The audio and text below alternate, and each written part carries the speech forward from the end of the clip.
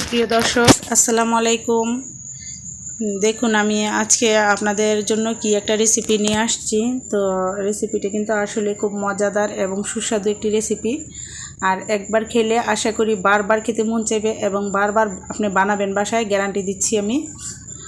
তো চলুন, এটা কিন্তু বেশি সময় লাগে না। তো আমার ঘরে কিছু এই যে ছিল, পটল ছিল, আর পটলগুলো অনেক দিন হয়ে গিয়েছিল। তো ভাবছিলাম এগুলো দিয়ে কি করব। তো আমি এগুলোকে সিদ্ধ করে নিয়েছি, সিদ্ধ করে এরকম পিস করে নিয়েছি, সিদ্ধ করে। তো এখন ব্লেন্ডার করে নিলাম।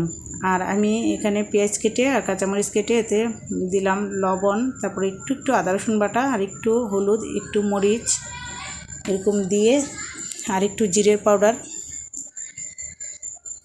দিয়ে তারপরে আমি ভালো করে মেখে নিব এখন।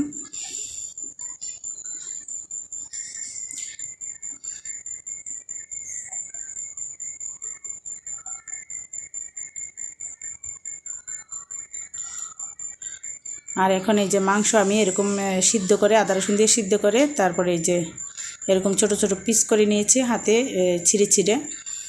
তো এটাও আমি দিয়ে দিলাম সাথে। আর দিলাম একটু বাইন্ডিংয়ের জন্য ময়দা,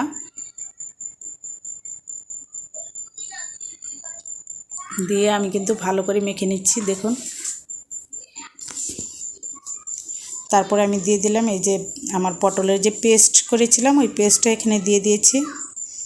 দিয়ে এখন ভালো করে মিশিয়ে নিচ্ছি মেখে।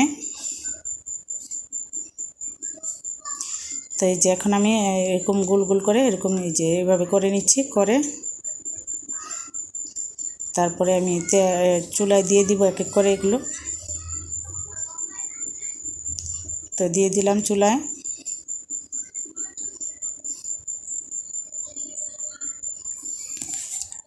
আর তেলটাকে বেশি গরম করে তারপরে দিবেন। তেলটা যখন গরম কম হবে তখন কিন্তু এটা ভেঙে যাওয়ার সম্ভাবনা আছে। তো আমার তেলটা কিন্তু ওরকম গরম হয়নি, তারপর আমি চুলাটা অনেক বাড়িয়ে দিয়েছিলাম, এই জন্য আমারটা ভেঙে যায়নি।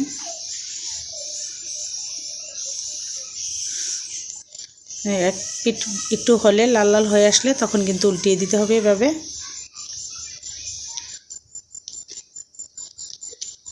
তো এখন দেখুন কালার, একটা সুন্দর কালার চলে আসছে, তার মানে আমার কাবাবটা সুন্দর হয়ে গিয়েছে।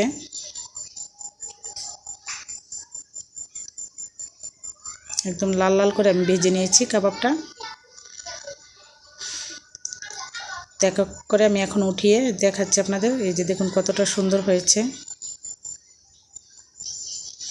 দারুণ হয়েছে। আর খেতে যে ভিউয়ার্স কত সুস্বাদু হয়েছে সেটা শুধু যারা খেয়েছে তারাই বলতে পারবে। তো বাসায় এইভাবে বানিয়ে খেয়ে দেখেন ভিউয়ার্স যে কতটা মজা। তাহলে মানে বুঝতে পারবেন বাসায় বানালেই যে না, আসলে দারুণ একটা রেসিপি আর সবাইকে খুশি করার মতো একটা রেসিপি। তো ভিউয়ার্স, ভিডিওটি দেখার জন্য অসংখ্য ধন্যবাদ। ভালো থাকবেন, সুস্থ থাকবেন। আল্লাহ হাফেজ, আসসালামু আলাইকুম।